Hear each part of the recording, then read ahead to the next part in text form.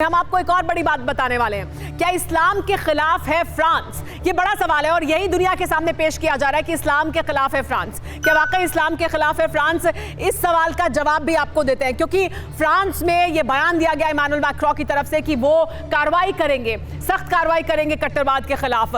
France में ज्यादा मुस्लिम गरीब और अलग थलग हैं। हालांकि इमानुएल मैक्रों ने जब बयान दिया तो उन्होंने ये भी कहा कि हम इस दूरी को खत्म करने की कोशिश करेंगे। मुसलमानों का मानना है कि फ्रांसीसी सरकार इस्लाम विरोधी है।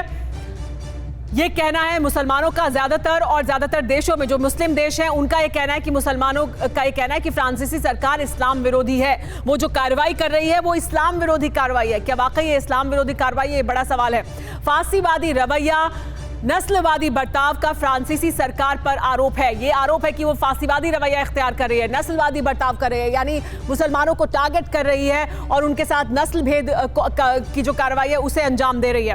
राजनीतिक फायदे के लिए वैश्विक मूल्यों की अनदेखी का आरोप है फ्रांस की सरकार पर, कि अपने राजनीतिक फायदे के लिए जो वैश्विक मूल्य हैं, यानी दुनिया में जो वैश्विक मूल्यों को स्थापित किया गया है कि आप सभी धर्मों का सम्मान करें, उसकी अनदेखी करने का आरोप है फ्रांस पर, कि फ्रांस अपने राजनीतिक फायदे के लिए या वहां के राजनीतिक दल अपने फायदे के लिए ऐसा कर रहे हैं। दूसरे देश के शख्स और आईएस से संबंधित हमलावरों ने कई घटनाएं अंजाम दी हैं फ्रांस में, और उसी के बाद ये पूरा विवाद उठ खड़ा हुआ है। किस तरह से दूसरे देश के लोग जो यहां पर आए और यहां पर शरणार्थियों के तौर पर आने के बाद उन्होंने इस तरह की घटनाओं को अंजाम दिया। फ्रांस में रैडिकल इस्लाम को लेकर काफी बहस है और यह बहस बहुत ज्यादा मुखर हो चुकी है। वहां पर इसको लेकर अलग अलग जो राय हैं वो भी सामने आती रही हैं। मुस्लिम समाज का आरोप है कि नेशनल सिक्योरिटी के नाम पर मस्जिदें बंद कर दी गई और इसका विरोध हो रहा है कि मस्जिदें क्यों बंद की गई। नेशनल सिक्योरिटी का हवाला देकर कुछ मस्जिदों को बंद किया गया, कुछ संस्थाओं को बंद किया गया।